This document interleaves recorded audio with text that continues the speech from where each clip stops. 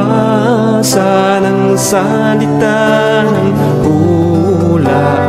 Mapalad ang nakikinig at tumutupad. Mapalad ang nahahapis at sila ay aaliwin. Mapalad ang nagugutom at sila ay bubusugin. Ang magtiis hanggang sa wakas, sila lamang ang maliligtas. Ang magtiis hanggang sa wakas, sila lamang ang siyang maliligtas. Lalaganap ang kasamaan at sila'y magkakanuluhan. Lilitaw ang mga bulaan dito sa sanlibutan. Makipot ang pintuan patungo sa kaligtasan. Malapad ang pintuan tungo sa kapahamakan. Ang magtiis hanggang sa wakas, sila lamang ang maliligtas. Ang magtiis hanggang sa wakas, sila lamang ang siyang maliligtas.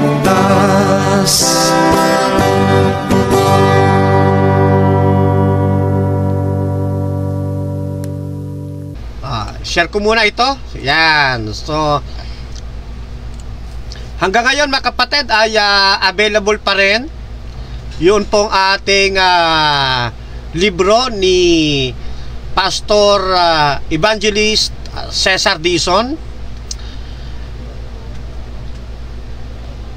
Sa lahat po ng nagnanais na magkaroon ng, ng kopya, i-chat nyo lamang po ako at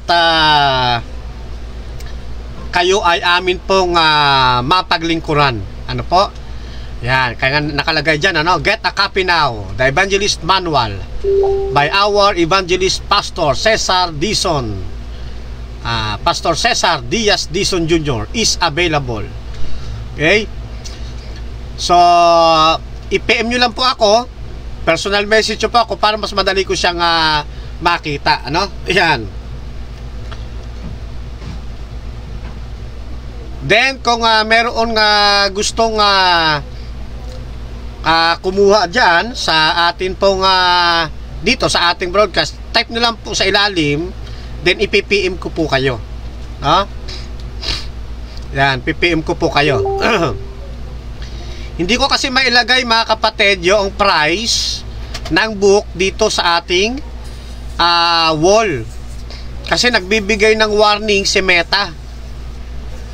Misang sinubukan ko, nag-warning si Meta. Bawal pala po yun, no? Kaya pala yung iba rin nakikita ko, hindi talaga naglalagay dyan ng price kasi meron palang ano yan. Ayaw ko naman masara itong Facebook natin. Yan. Sa YouTube din, may mga nagtatanong sa YouTube kung paano makakuha at kung magkano, sabi ko i-chat na lang po ako. Para maiano natin. Yata ibibigay ko sa isesend ko sa inyo yung proseso natin kung papaano. Okay? So, yan. Ganyan pong ating gagawin.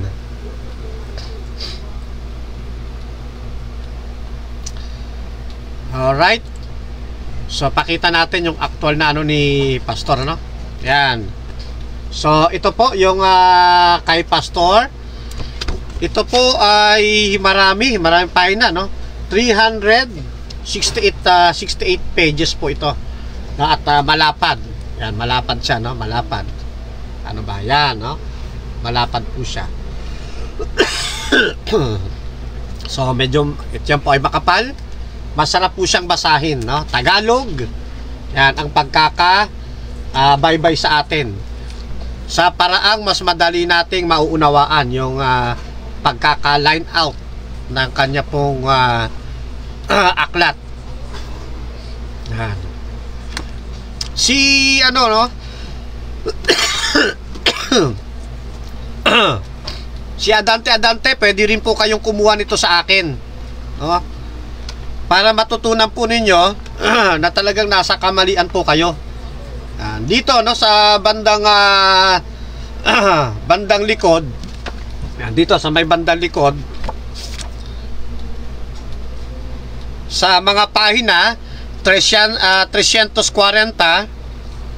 hanggang 348, isa sa tinalakay dito yung mali ninyong turo tungkol sa pagmamay-ari kuno ninyo sa Biblia. Yan, dito po itinatama.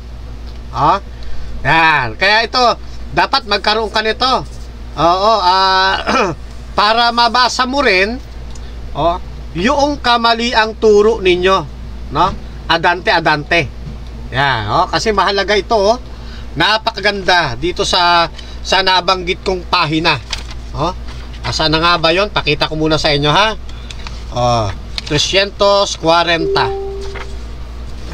Ganda ito. May tatama po kayo nito.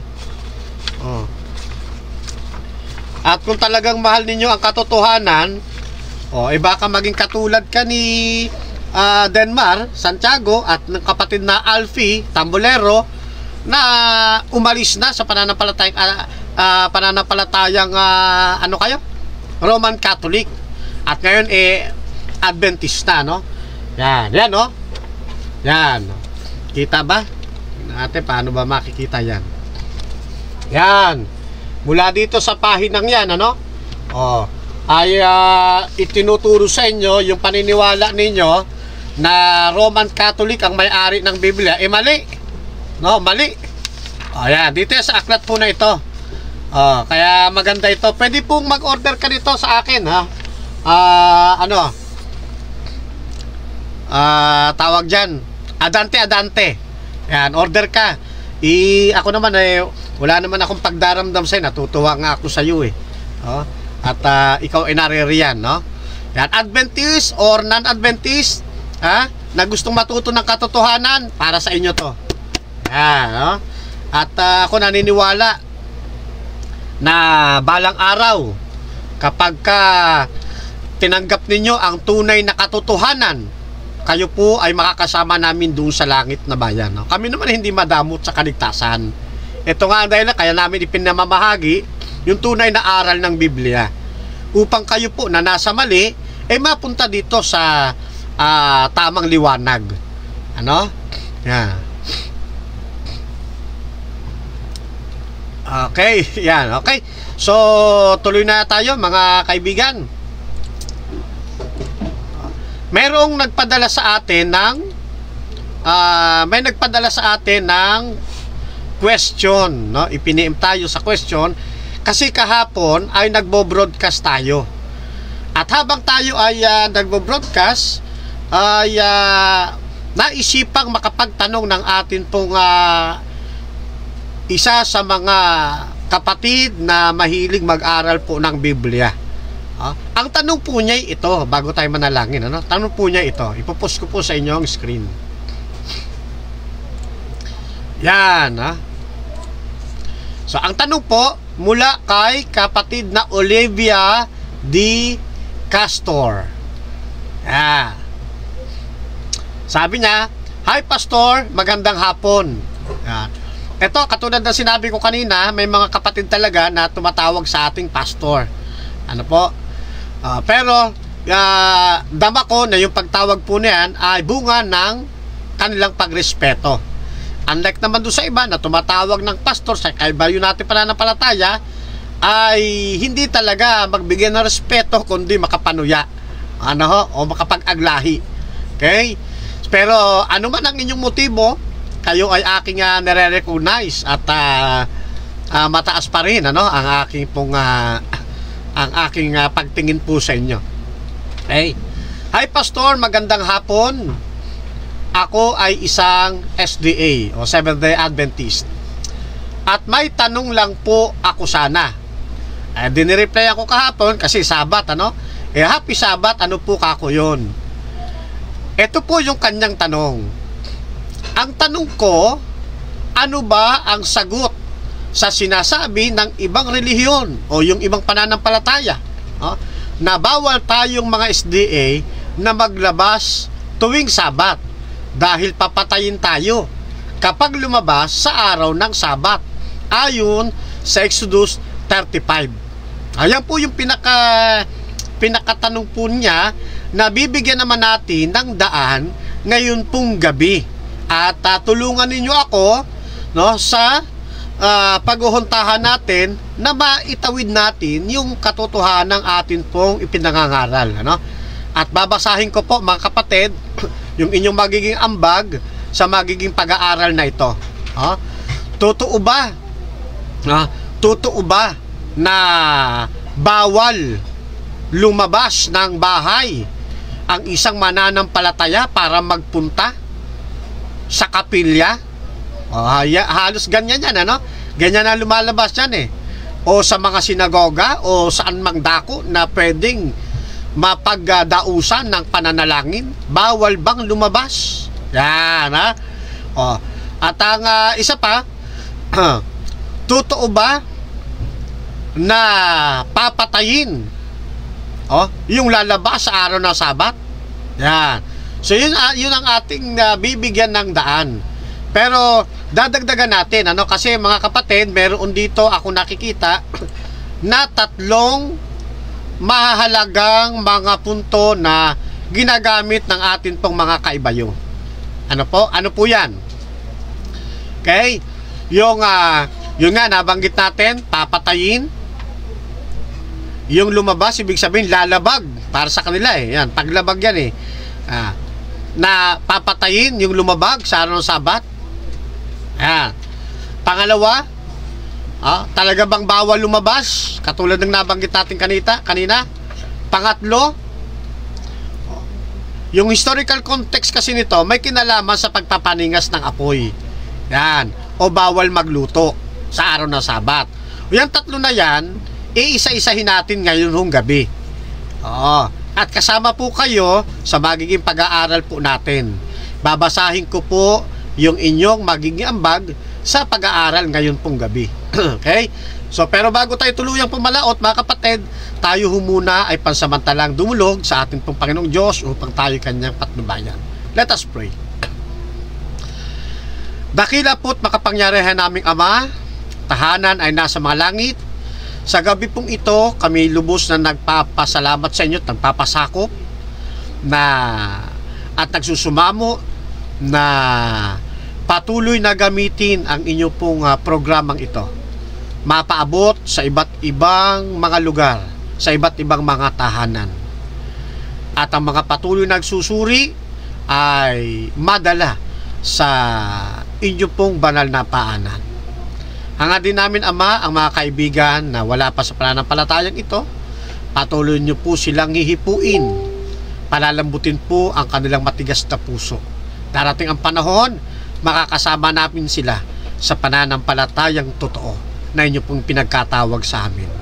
Muli po, pinagkakatiwala namin Ama ang mga oras na ito ng aming pag-aaral sa inyo. Patnubayan nyo po kami sa pamamagitan po ng banal na Espiritu, ang pangalan ng aming Panginoon Hesus. Amen.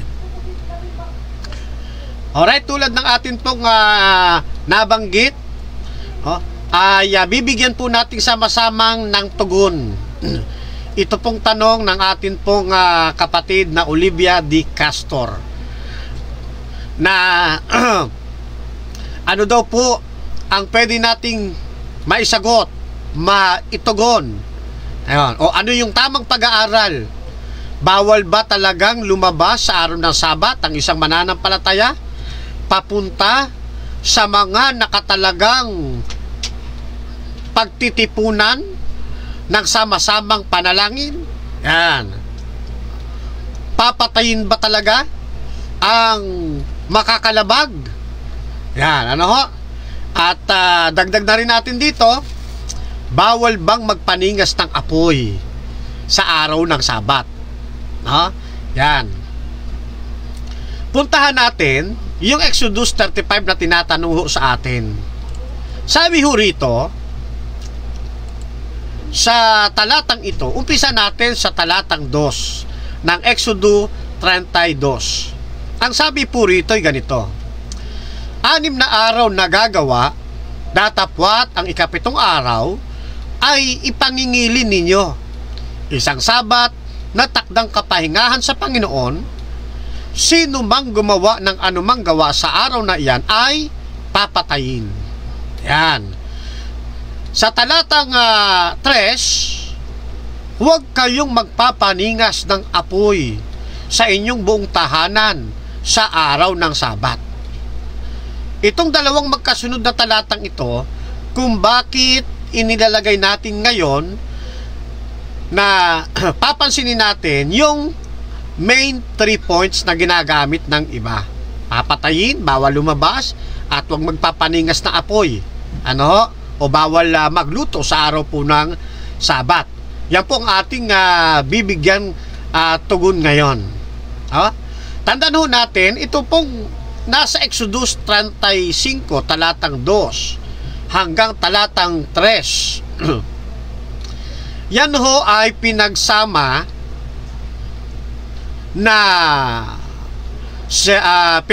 na moral law na kinapitan ng civil law. Hindi po ito hindi nagsasabi yung talatang ito na yung moral law yun din ang civil law. Hindi po, no? Yan. Yung pong moral law kinapitan o nilagyan ng panuntunang batas na kung tawagin ay civil law para ang sino mang makakalabag sa araw ng Sabat paparusahan po ng kamatayan. Yan. Sa talatang 3, yun bang utos sa kanila na huwag kayong magpapaningas ng apoy sa inyong buong taanan sa araw ng Sabat?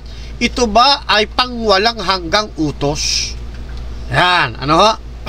So ito yung bibigyan nating tugon.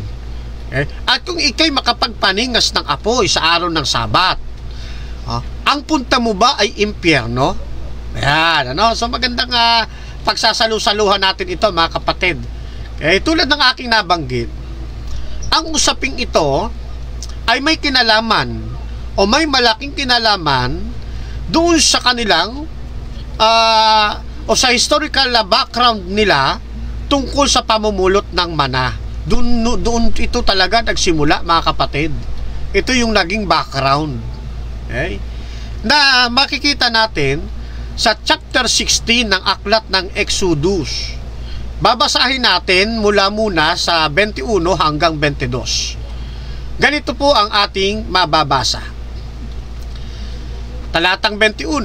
At sila'y namumulot tuwing umaga, bawat tao ayon sa kanyang kain. At pagka ang araw ay uminit na, ay natutunaw. At nangyari na ng ika-6 na araw ay pumulot sila ng pagkain na ibayo ang dami, 2 omer sa bawat isa, at lahat ng puno sa kapisanan ay naparoon at nagsaysay kay Moises.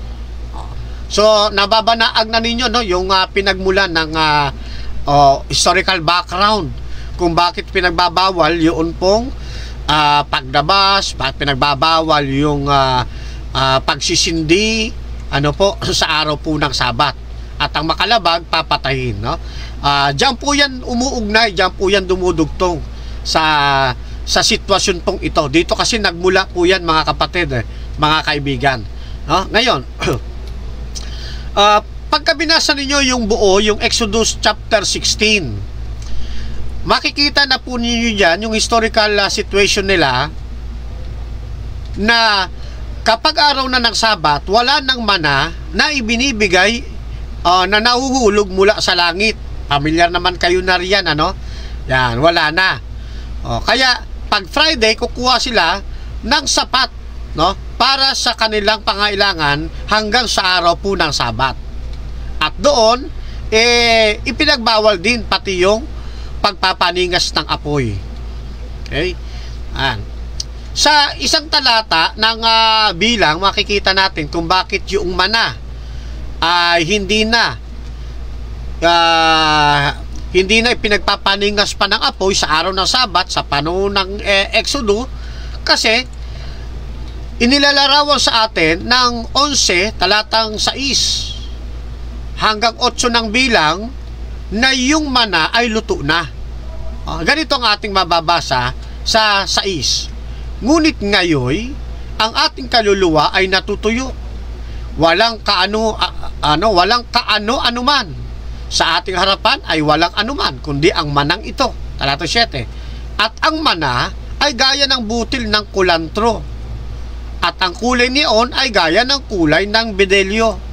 8. Ang bayan ay dumadaan sa palibot at pinupulot yaon, at kanilang ginigiling sa mga gilingan, o kanilang dinidikdik sa mga lusong, at kanilang niluluto sa palyok, at ginawa nilang munting tinapay, at ang lasa ay gaya ng bagong langis. Sa mga sumusunod na mga talata ng Biblia, yan po ay pwede nang kainin kahit na hindi nila lutuin, mga kapatid at mga kaibigan. Ano po? Ngayon, balikan natin yung historical background para magkaroon lang tayo ng lalo na doon sa ating mga bago pa lang na mag-aaral ng Biblia. Ano po? Yan. Balikan natin yung historical background. Alam niyo kung bakit na gusto kong babalikan itong historical background, kung bakit nagkaroon ng ganitong mga usapin. Para makita ho natin yung mga tirada ng ibang pananampalataya ay isa lamang suntok sa buwan. Yung mga pagbabati ko sa atin, yung mga bintang na kanilang binabato sa atin, yun ay isa sa mga tinatawag na aberratio ictus o mistake in blow, para kang sumuntok sa hangin. Kaya kung tawagin namin yan, suntok sa buwan. Bakit nagkaroon sila ng maling idea? Ang ginagawa kasi ng ating mga kaibayo sa pananampalataya, pag may nabasa sa Biblia, akala nila papabor sa kanila, kukunin nila tapos ibabato naman sa mga Adventist. Okay? Hindi nila alam, hindi naman tumatama yan sa Adventist. Dahil merong historical background at merong dapat na gawing pag-unawa. Mapalad ang mga Adventist sapagkat talagang pagdating sa pag-aaral ng Biblia, masinsinan tayong tinuruan ng atin pong Panginoong Diyos. Kaya yung ating banat hindi suntok sa buwan. At kaya nagkakaroon ng mali-maling na pagkaunawa itong mga kaibayo natin sa pananampalataya, kasi ignorante sila doon sa katotohanan. Ignorantia facti kung tawagin diyan sa di ba? Yan. Bakit nagkakaroon sila ng hindi pagkaalam sa katotohanan? Simple lang. Sabi ng talata ayaw pasakop sa Diyos Ayaw pasakop sa katwiran ng Diyos. Kaya yung akala nilang tama, yung tinitindigan nilang tama, pag ihahanay mo sa Biblia, maliho pala. Sa pag-aaral ng Biblia, dapat at mahalaga na pag-aaralan po ang historical background, yung wag mong i-ignorin yung context ng Biblia, yung immediate context at yung large context, hindi mo dapat ito ignorin. Wag mong isipin ng Biblia isinulat na para bang isinulat sa ating panahon, at ang pag-unawa mong gagawin dito, pag-unawa sa ating panahon. Maliho ito pagka ganitong sistema, kung saan-saan mapupunta yung inyong aral. Yan. At magkakaroon po tayo lagi sa magiging pag-aaral ninyo ng tamang investigasyon. Pag may nabasa kayo, huwag pulo tapos bato. Hindi, pag-aralan natin. Pag-aralan muna ninyo ng mabuti At I suggest para hindi kayo mawala, no, sa release ng katotohanan, magtanong kayo sa mga Seventh-day Adventist. Kasi nasa amin po ang tunay na liwanag na ipinagkaloob ng ating Panginoong Diyos. Kailangan lamang ninyo na magsuri sa aming pananampalataya, makinig sa aming mga pangangaral para sama-sama tayong makasama namin kayo na paparoon sa langit kapag dumating na ang ating pong Panginoon. Ngayon, balikan natin yung Exodus 16. Sa talatang 25, at sinabi ni Moises, kanin ninyo yaon ngayon, sapagkat ngayon Sabat na ipinangingilin sa Panginoon. Ngayoy, hindi kayo makakasumpong sa parang. 6 na araw na inyong pupulutin, datapwat sa ikapitong araw ay Sabat hindi magkakaroon. Ayun. So, mula Linggo hanggang Friday, laging may nahuhulog na mana. Pero pagdating ng Sabado, ng Sabat, ayon sa talatang ito, walang o hindi magkakaroon ng ilalaglag na mana. Kaya hindi kinakailangan lumabas sa araw ng Sabat kasi wala naman silang mapupulot na mana. Yan, no? Ganun lang po ibig siyang sabihin. Tuloy tayo, 27 at 25. At nangyari, sa ikapitong araw na lumabas ang iba sa bayan upang mamulot at walang nasumpungan. Bakit walang nasumpungan? Kasi nga, walang malalaglag na mana. Diba?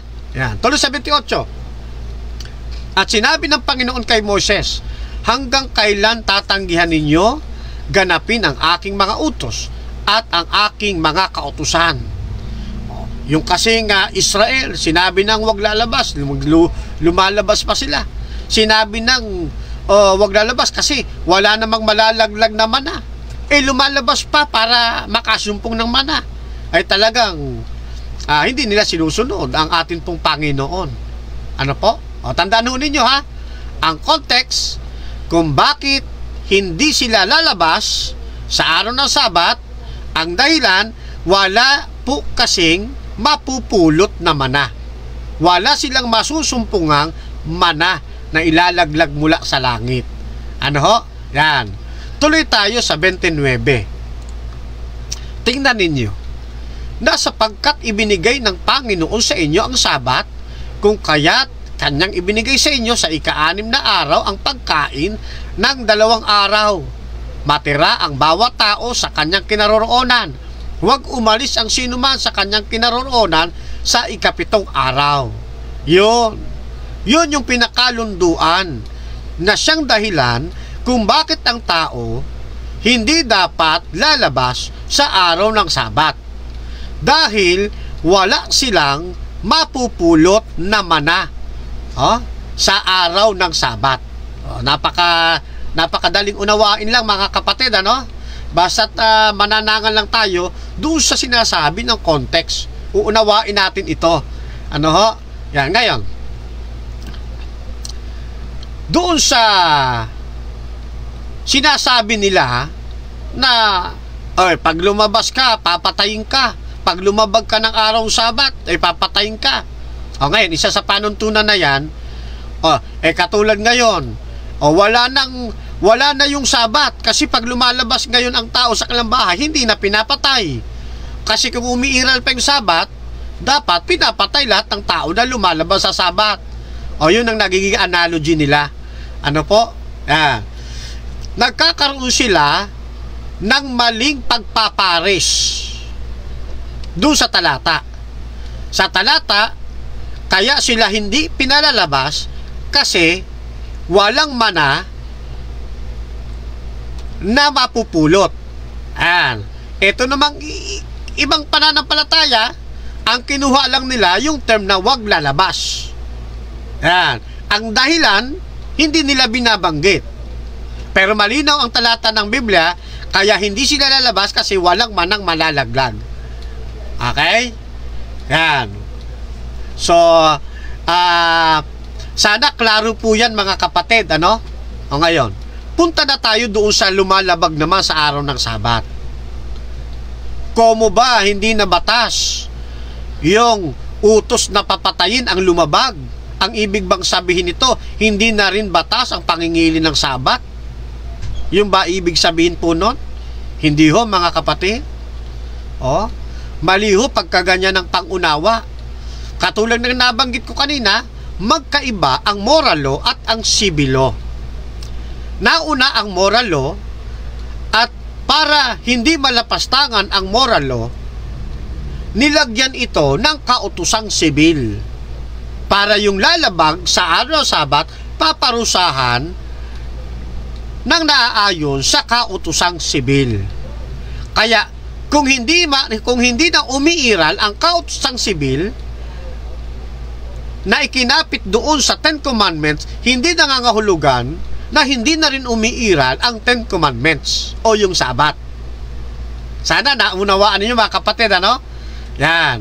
Ang nawala lang yung kautosang sibil na kinreate ng mga elders noong araw, yung mga rabay noong araw, yung mga matatanda doon sa Israel noong araw, para huwag lapastanganin ang Ten Commandments o yung pangangili ng araw ng Sabat.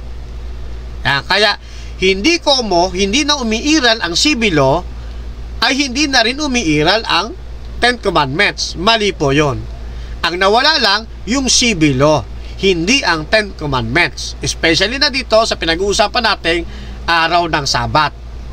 Bigyan ko kayo ng halimbawa mula sa banal na kasulatan. Dito sa Exodo 21:17, ganito ang ating mababasa. At ang lumait sa kanyang ama o sa ina ay papataying walang pagsala. Yan. Kung susundan ko yung pangangatwiran ng iba na papatayin ang lumabag sa araw ng Sabat, at kaya hindi na pinapatay ang lumalabag sa araw ng Sabat kasi wala na yung Ten Commandments. Kung susundan ko ito, ganito rin ang magiging pattern nito. So, ibig sabihin, lalabas na hindi na akma na sundin yung utos, yung principle na igalang ang ama at ang ina, o yung utos na igalang ang ama at ang ina. Pwede na ngayon silang laitin kasi wala na yung utos na papatayin ang lumabag. Diba ganun ang lalabas niyan? Ay ngayon, tanong, batas pa rin ba sa panahong Kristiyano yung igalang ang ama at ang ina? Batas pa rin. Diba? Binanggit niya sa Bagong Tipan sa Kapitulo 6. Sinabi nga ni Apostol Pablo diba? At hindi pa rin tama na laitin ang kanyang ama. Ngayon, maraming ngayong mga tao lumalait sa kanilang magulang, diba? Sa Facebook lang ang dami nating nakikita ganun na lang kung laitin nila yung kanilang tatay, yung kanilang ama, yung kanilang ina, diba? Pero tanong, hinahatulan pa ba sila ng kamatayan? Wala na. Nung hindi sila hinatulan ng kamatayan, ano ibig sabihin nun? Hindi na ba batas na wag lalaitin ang ama at ang ina? Batas pa rin. Christian principle pa rin yan, hindi pa rin yan mawawala. Ang nawala lang, yung batas ng civil law na papatayin yung lumait sa kanyang ama o sa ina. Ngayon kasi may takdang panahon na ng pagpatay sa kanila. Kailan yon? Pag bumalik ang ating Panginoon sa ikalawa niyang pagbabalik. At itong mga lumalait sa kanyang ama, sa ina, ay hindi magbago, igagawad sa kanila ang parusang nararapat para sa kanila. Ganyan po yan. Ito pa isa. 22:19. Sino mang makiapid. Hindi yung pala nakikita, no? Ipa-plus ko muna, ha? I-plus ko muna sa inyo. Yan. Yan yung binabanggit kong talata, mga kapatid, kanina, no? 21:17. Ang lumait sa kanyang ama o sa ina ay papataying walang pagsala. 21:17. Ngayon, Ito pa isang talata na ating mababasa, 22:19. Sino mang makiapid sa isang hayop ay papataying walang pagsala. Marami tayong nababalitaan, nakikita sa magitan ng social media na nakikiapid sila sa hayop. Pinagsasamantalan pa nga yung hayop. Ginagahasa yung hayop. Di ba? Pero hindi sila nahahatulan ng kamatayan. Di ba? Maaring meron silang mga civil liabilities. Maaring meron silang mga civil case, pero wala ang hatol na kamatayan. Di ba? Tanong, kung ba hindi na sila pinapatay ngayon? Alinsunod doon sa civil law ng Israel? Hindi na ba o tama na bang makiapid sa hayop? Kasi paso na, kumbaga wala na yung utos na yun eh. So pwede na ngayon makiapid sa hayop. Kasi wala na yung batas na pagpatay. Yun nalalabas no, di ba? Pero hindi ho eh. Kahit na umiiral pa ang batas, na wag makiapid sa hayop at hindi na umiiral yung kaukulang parusa ng pagpatay doon sa nakikiapid sa hayop, ay sasabihin na ninyo, hindi na batas ang Ten Commandments. Hindi ho, mga kapatid. Isa lang ho ang nawala, yung pagpatay, yung civil law. Pero yung kabawalan na ang tao'y makikiapid sa hayop, nananatili pong batas yan sa Kristiyano. Nananatiling principle sa atin yan, na hindi dapat natin gawin po yan. Yan ang kaibahan ng Adventist po sa mga nagsasabing wala na ang Sabat. Kasi wala na yung utos na papatayin. Hindi ho ganon ang pag-aaral ng Biblia. Ang nawala lang dito, yung pagpatay. Pero nananatili na bawal pa rin makiapid ang tao sa hayop. Sana po nasusundan ho ninyo, mga kapatid. Eto pa. 19 yan, baba natin sa 20. Yaong maghain sa anumang Diyos, maliban sa Panginoon lamang, ay lubos na papatayin. Isipin nyo ulit, mga kapatid. Dahil ba hindi na umiiral yung utos na hindi na papatayin? Yung mga naghahain ng sa ibang Diyos? Ibig bang sabihin wala na? Yung utos na sa ating Panginoon lang tayo maghahain? Na siya lamang ang ating sasambahin at paglilingkuran? Hindi ho, mga kapatid. Yung unang utos sa 10 utos patuloy na may kinalaman sa pag-ibig sa ating Panginoong Diyos, sa pagsamba sa ating Panginoong Diyos, hindi ho nawala yon.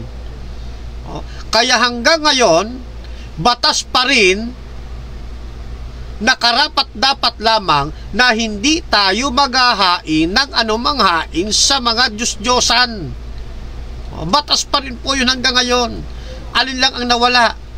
Yung parusang sila'y papatayin. Yan. Kaya magkaibang batas po yan. Huwag ninyo agad nilalahat.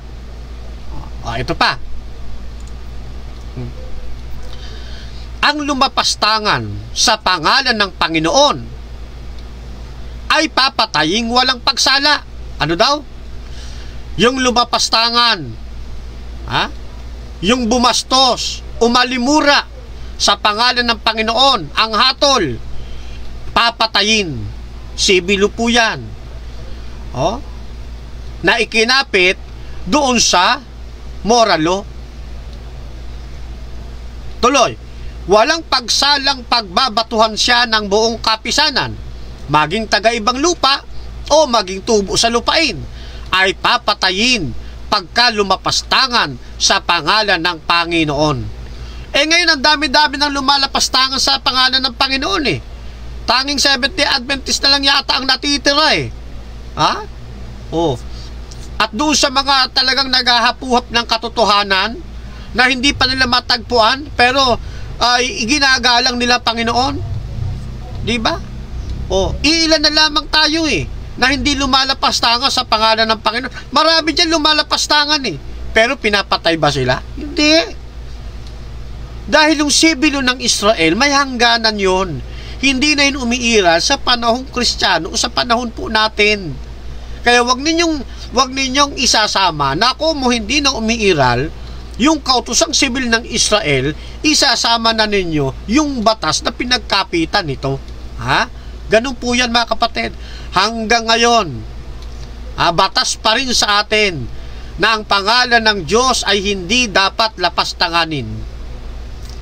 Hindi dapat alimurain. Hindi dapat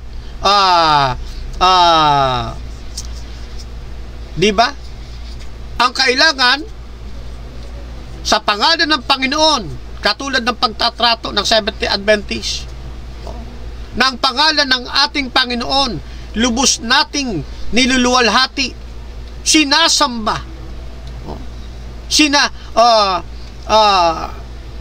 ano ba ang tawag dito? Hindi ko mabanggit sa Tagalog. Pinahahalagahan.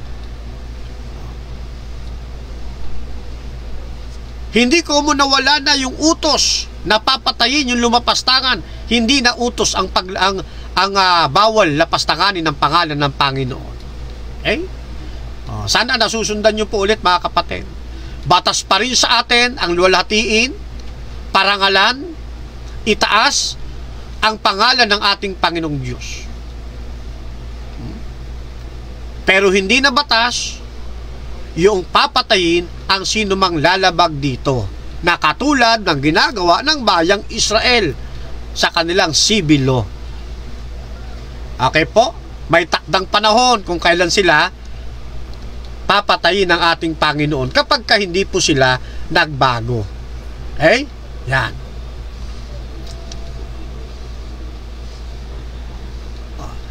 Ito pa isang talata mga kapatid.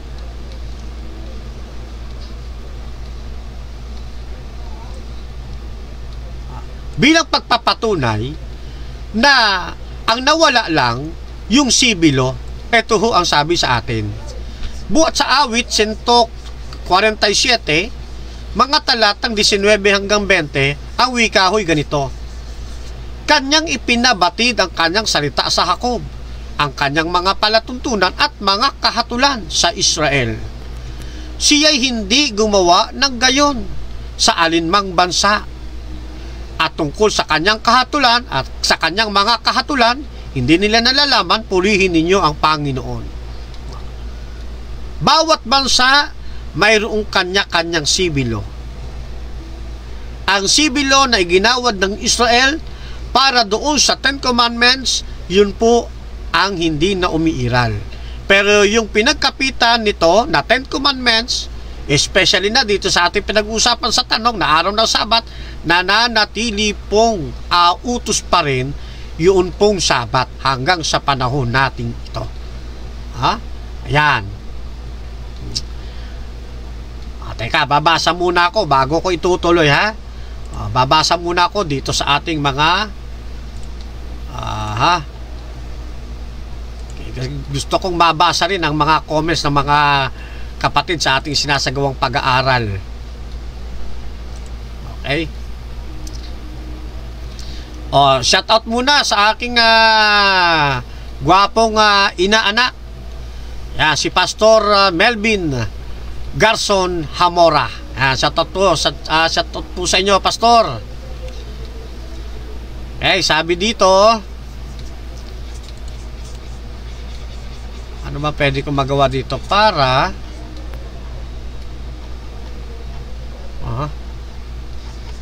nawawala yung mga message Paano kaya ito?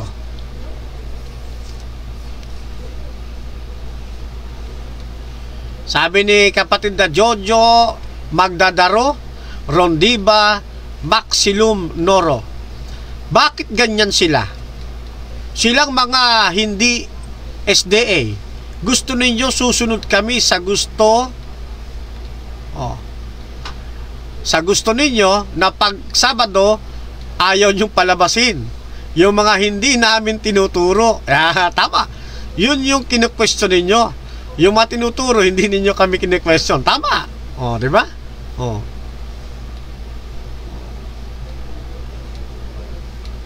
Ang Katolik, hindi ko muna to babasahin, ha? Kapatid na Donovan. Bahala na yung mga bumabasa yan. Mahagip naman nila yan, eh. Ha?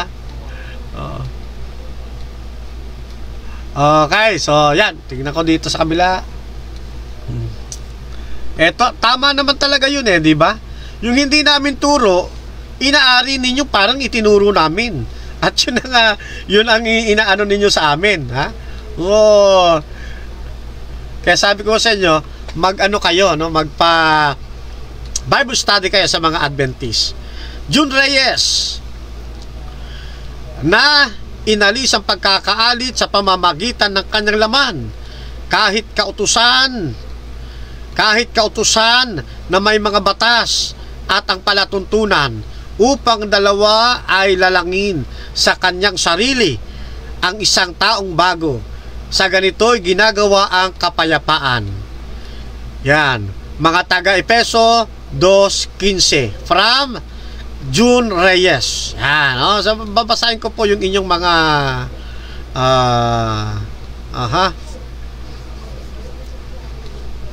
sana tuwing gabi kayo mag-live. Opo, sana po kapatid na June de la Cruz Romo.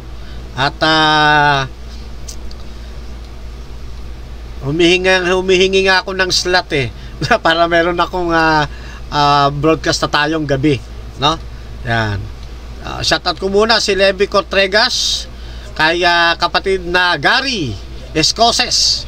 No, nakatama yung amin pong head elders dito po sa Dasmaji SDA Church. Yan, dyan po ako membro sa Dasmaji SDA Church.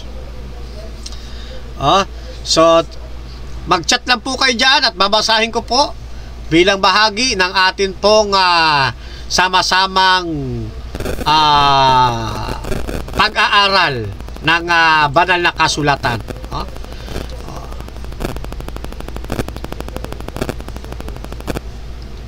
Okay. So, tuloy tayo mga kapatid, tuloy tayo. Ngayon, punta na natin yung tanong. I hope na malinaw na sa inyo mga kapatid, no? Mga nagsusuri. Ito'y alam na kasi ito ng mga Seventh-day Adventist member. Itong sinasabi ko. Kaya doon sa mga nagsusuri, hindi pa nakakaabot sa buong katotohanan, sana po'y naunawaan ninyo na kaya sila pinapatay na kapag sila'y lumalabag sa alinmang batas sa 10 utos, especially na sa ating topic ngayon dito sa araw ng Sabat, kung bakit sila pinapatay, dahil meron silang ginawang sibilo. Ang dahilan ng sibilo, para hindi lapastanganin yung pong moral law. Para magkaroon ng takot yung bayang Israel na kapag lalabagan nila yung 10 Commandments o itong Sabat, ay alam nila na mayroong kahatulang nakalapat para sa kanila. Kahatulang pagpatay. Para alam nila na kapag sisiping sila doon sa mga hayop, lalapastanganin nila ang kanilang magulang. O yung mga iba pang mga binasa nating batas, alam nila na ang parusa rito kamatayan. So magkakaroon sila ng takot. Hindi ngayon nila gagawin ito. Ayan. Hanggang sa ma-develop yung attitude ng buong Israel. Masasanay na sila na bigyan ng isang mataas na pagtingin at pagsunod ang 10 Commandments o alinmang mga batas na kinapitan ng sibilo. Okay? Kaya itong sibilo, sekundarya lang ito. Nauna ang 10 Commandments, para hindi ito malabag, kinapitan ng sibilo. Nga sa panahon natin, ang sibilo hindi na umiiral. Yung sibilo ng Israel, na ang bawat lalabag, papatayin. Papatayin. Yan. Wala na ang utos na ito. Pero, yun pong pinagkapitang batas, naririyan pa. Bawal pa rin sa atin lapastanganin ang ating mga magulang. Bawal pa rin sa atin, no, na maghain sa ibang Diyos, sa ibang Diyos-Diyosan. Bawal pa rin sa atin ang makiapid sa hayop. Yan. Ano ho? Bawal pa rin natin laitin ang ating mga magulang. So, umiiral pa yan. Pero, yung batas na huwag kang papatay, hindi na umiiral. Kaya, sa Seventh-day Adventist, wala kayong makikita na yung mga lumalabag, hinahatulan namin ng kamatayan. Wala. Bakit? Kasi, kami nananangan sa katotohanan. Biblical teaching ang aming daladala. Hindi kami gumagawa ng labag sa banal na kasulatan. Kung ano ang turo ng Biblia, yun ang ating susundin. Ano ho, mga kapatid, mga kaibigan? So maliwanag na po sa atin yan, ano? Iiwan ko na ho yung bagay na yan. At yung isa pang punto natin kanina, ang dahilan nila kung bakit hindi sila lumalabas sa araw ng Sabat, dahil wala silang mapupulot na mana. Okay? So, sana, klaro. Okay? Yan. Okay, now, dagdagan pa natin. Yun bang bawal ba talagang lumabas ang Seventh-day Adventist para pumunta sa kapilya, para magtungo sa sinagoga, o magpunta doon sa mga itinakdang banal na pagpupulong na sama-samang magpapanalanginan ang mga kapatid sa araw ng Sabat? Bawal ba talaga? Ito, napagpatiunan na natin, mali yung pattern na ginawa nila sa kanilang pag-analogy sa paglabas sa Sabat. Mali po. Okay? Ngayon, tanong, sa Biblia ba, mayroon bang mga lumabas sa araw ng Sabat at sila hindi naman nagkasala? Meron ba? Meron, mga kapatid. Kaya ang Adventist, pumapattern sa Biblia. Tignan ninyo. Dito sa Kapitulo 16, talatang 13 ng Aklat ng Mga Gawa, ganito. At ng araw ng Sabat ay nagsilabas kami. Baliktad. At ng araw ng Sabat ay nagsilabas kami sa labas ng pintuan sa tabi ng ilog, na dooy sinasapantahan naming may mapapanalanginan. At kami nangaupo at nakipagsalitaan sa mga babaeng nangagkatipon. Meron bang nagsilabas sa araw ng Sabat para magpunta sa kanilang sama-samang pagpapanalanginan sa araw ng Sabat? Meron ba? Meron. Ano sabi? At ng araw ng Sabat, nagsilabas kami. Sino yung mga kami? Di ba't mga Kristiyano yan? Sa araw ng Sabat, nagsilabas kami sa labas ng pintuan, sa tabi ng ilog. At doon sinasapantahan naming may mapapanalanginan. At kami nangaupo at nakipagsalitaan sa mga babaeng nangagkatipon. Klaro, mga kapatid? Klaro. Tanong, nagkasala ba sila? Hindi ho, mga kapatid. Kasi hindi ito batas sa panahon natin, sa panahon ng bagong tipan. Pero may pasubali din yan. Kasi sa mga Israel, may takdang sukat ang layo ng kanilang paglalakbayan. Doon din tayo nakapattern, mga kapatid. Naming mga nagsusuri. Doon din nakapattern ng Adventist. Kaya bawal din sa amin. Halimbawa, araw ng Sabat. Tapos ang naimbitahan kang mangaral doon sa Davao, taga dito ka sa Dasma, Cavite. Aalis ka dito Sabado, lalakbayin mo malayo. Di pagdating mo doon hapon na. Hindi naman ito akma. Siyempre, dapat aakto ka ayon naman sa katotohanan, mga kapatid, mga kaibigan, ha?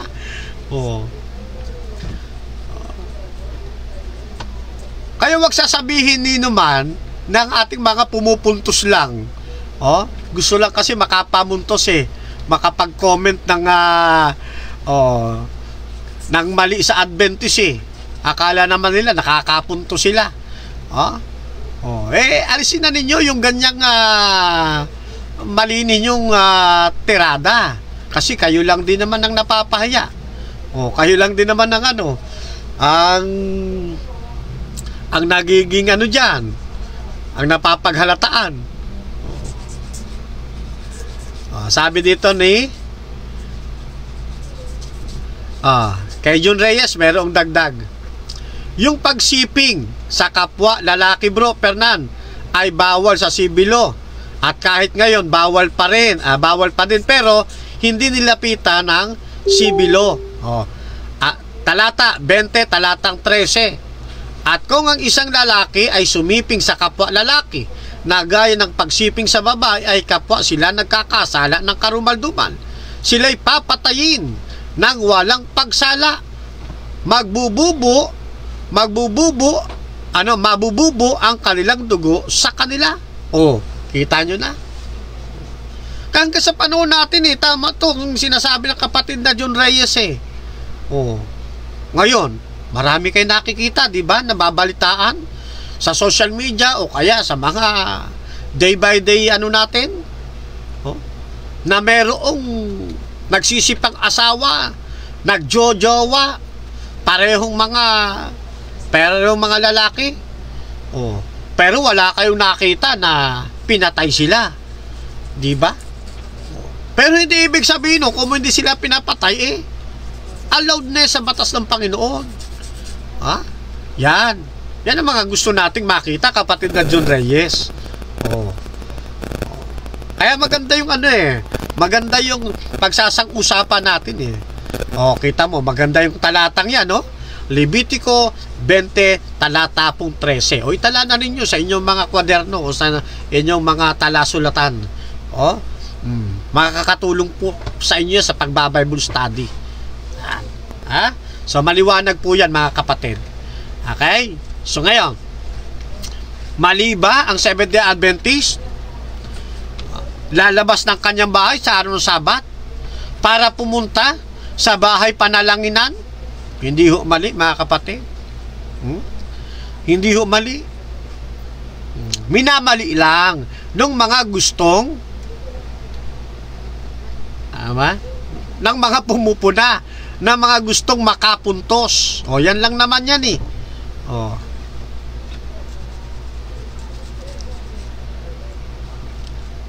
ngayon, ano to?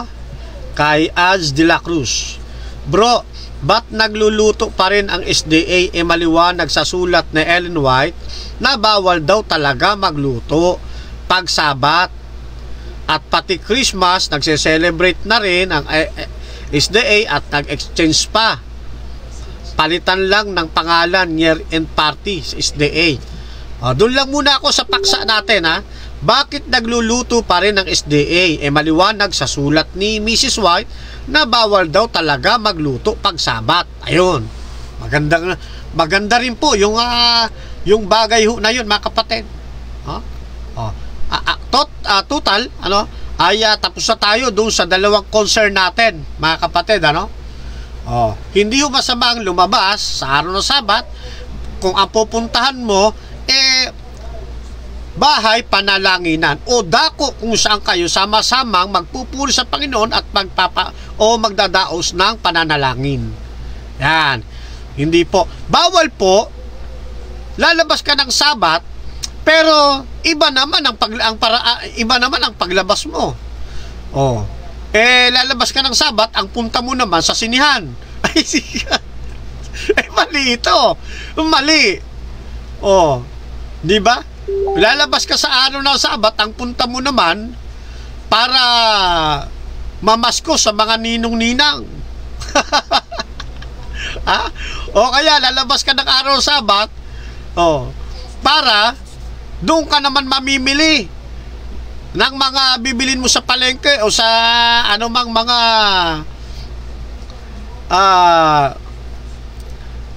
ano ba yung mga katulad ng sa mga mall. Hindi ko sinabanggit yung mga pangalan ng mga ano eh. Di ba? Yan. Kailangan yung motibo at ang purpose nakahanay sa Biblia. Kasi araw na banal ito eh. Hindi naman to araw ng pamamalengke. Hindi ito araw ng panunood ng sine. Ito'y araw na banal. Ang punta sa bahay pananalanginan o sa isang dako na napagpasyang doon magsasagawa ng sama-samang pagpupuri at pananalangin ang mga magkakapatid kay Kristo. Yan. Kasi baka ma-misinterpret nyo.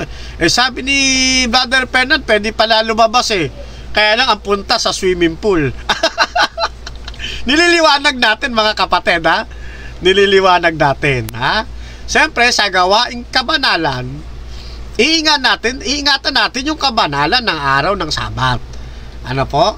Yan. So, babasa muna ako mga kapatid ng atin pong mga nasa online, at kung meron tayong dapat i-shout out, ay i-shout out natin.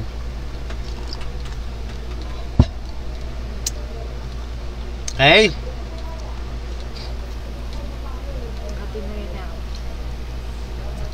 Ang isa sa mga matitibay na membro ng F4 Social Justice Educator of the Philippines, si Ma'am Mirna Hernandez Murillo.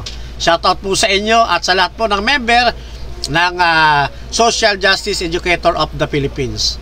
Yan, Ma'am Mirna, ay mapagpalang gabi po sa inyo. Yan. Ang inyo pong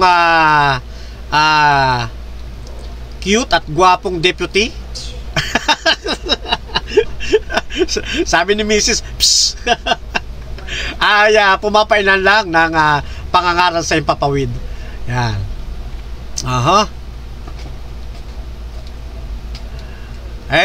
Kay Pastor Renato Ortega Liberato, mapagpalang gabi po sa inyo, Pastor. At shoutout po sa inyong buong pamilya. Yan. At shoutout na rin sa nasasakupan po ng inyo pong distrito. Yan. Okay, so sino pa ang hindi ko, meron ba ako hindi nabasa, nabati? Biblia ang basihan sa kamatuuran. Oo, yun, sinashoutout natin ang Biblia ang basihan sa kamatuuran. Yan. So, shoutout po dyan sa inyong napagandang programa, kapatid. Jesse Obrero. Yan, shoutout din po sa inyo. JP Inong. Yan. Sabi ni JP Inong, pa-wash out po sa inyo. Yes, Lodi. Good evening. Si Noslen Azadar Tababakam. Yan. Idol Fernando, God bless. Shout out po sa inyo, kapatid na Noslin Azadar Tababakam. Yan. Okay, at binabati rin natin ngayong gabi. Sinashout out natin, tinatawagan natin ng pansin ang Comembo Church Makati. Yan. Comembo Church, yan po sa Makati. May Comembo Church Makati ay pagpalain po kayo ng atin pong Panginoon. Si Ped de la Cruz, watching from Boracay. Yun. Okay. So, likewise po, kapatid na De La Cruz tuloy. Tama. Muntik akong maano Ped de la Cruz. Muntik ko na mabanggit Erwin de la Cruz. Nasa katatakbo ng katatakbo. Andun sinundan natin sa online. Yan kapatid na Ped de la Cruz, ay mapagpalang gabi po sa inyo. Sino pa? si Ben Kaibigan. Yan. Sabi niya, good evening idol from Jensen. Sa mga taga Jensen natin mga kapatid, magandang gabi. At blessed New Year po sa inyong lahat dyan. Aha. Okay, wala na yata, no? Yan. Okay, salamat po mga kapatid sa inyong pagmamahal sa gawain ng ating Panginoon at sa inyong pong pag-antabay. Bago po tayo tuluyang magtapos sa ating panalangin, muli kong binabati ang akin pong makisig na mentor dyan sa Advent Biblical International Ministry. Yan, ang ating pinagpipitagang veteranong debatista. Yan, si Mentor Rocky Tulog. Yan, no? Mentor Rocky, ay good evening po sa inyo. At sa lahat po ng membro ng Advent Biblical International Ministry, ay sinashoutout ko po kayo. Ganon din sa 3A Media. Yan. At binabati rin natin ang atin pong isang mentor naman na napakasipag sa gawain ng Panginoon sa programang paglapit kay Kristo. Yan. Ang mentor Richard Thompson. Yan. At yan din sa pag-aralan natin ministry. Shoutout po sa inyong dalawa ni ng inyong magka-partner. Ano po? Yan. Okay. Kay Kuya Herson de los Reyes, ayan, nakaantabay. Saan nga ba si Kuya Herson? Sa Abong Seventh Day Adventist Church sa Batangas. Yan. Sa mga kapatid dyan sa Abong Day Church, mapagpalang gabi po sa inyong lahat, mga kapatid at mga kaibigan. Okay, may schedule na ba tayo doon? Wala pa? Ha? Third Sabbath? Oo, third Sabbath. Tingnan nga natin. Okay, so yan, sa third Sabbath ng February ay dyan po kami sa Abong SDA Church sa Batangas. Yan. Okay. So, isa pang announcement mga kapatid, sa lahat ng mga kapatiran na gusto pong magkaroon ng training tungkol po sa emergency first aid, ay pwede nyo po akong kontakin upang kayo po ay aming mapaglingkuran gamit po ang programang Pathfinder Medic Response Unit. Yan, o di kaya ay kung ang iglesia ay magsasagawa po ng programa sa kanilang mga barangays, na gusto lang magdaos dyan ng training tungkol po sa emergency first aid, ay pwede rin po ninyo akong kontakin at ako po ang magbibigay ng training sa kanila. Yan naman ay pre-training pagdating sa ating mga barangay. At sa mga kapatiran ay pre-training din po tayo mga kapatid.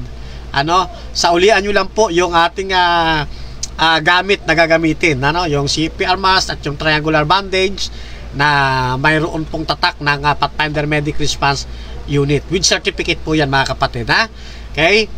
Chat nyo lamang po ako at ang minimum natin ay hindi po bababa ng 15 persons. Ano po? Bahala na po kayo kung capital P o small letter P yung persons. Ewan ko lang kung may makakarelate dyan, Okay, so mga kapatid, ay magandang gabi sa inyo. At sa atin pong pagtatapos, tayo pong lahat ay sama-samang manalangin. Let us pray. Dakila po't makapangyarihan naming Diyos, ng tahanan ay nasa mga langit. Kayo po na Diyos ng aming mga magulang ay patuloy naming nilulwalhati sa mga gabing ito. Nawa sa aming pong ginawang pag-aaral, patuloy ka pong naitaas, naparangalan, at naluwalhati. Hangad po namin, Ama, na saan man makarating ang programang ito, magkaroon ito ng bunga, mga kaluluwa na mailalapit sa iyong banal na paanan, na magkakamit ng buhay na walang hanggan, na makakasama rin namin diyan sa langit na bayan kapag ang inyong anak ay nahayag na sa ikalawa niyang pagbabalik. Maasa din po kami, patuloy niyo po kami pakakaingatan mula po sa aming mga panukala sa buhay, sa mga pangarap, ay kayo po nawa ang patuloy naming maging sandigan, at kayo ang patuloy na magbibigay giya sa lahat ng ito. Dalangin din namin ngayong gabi sa amin pong pansamantalang pagtulog. Bantayan po kami ng inyong mga banal na anghel, at muli kaming gisingin sa takdang oras, sa takdang panahon, upang kayo ay patuloy naming maluwalhati at mapapurihan at masamba sa espiritu at katotohanan. Muli po, saan man kami nagkulang at nagkasala, patawarin po ninyo kami. Inihiling po namin ito sa inyo, Ama, sa pamamagitan po ng napakatamis na pangalan ng aming Panginoong Hesus. Amen. Okay, magandang gabi po sa inyo lahat, mga kapatid. Hasta la vista, Viva Adventista del Séptimo Día. Chukbok Hamnida Mispa sa inyong lahat, mga kapatid.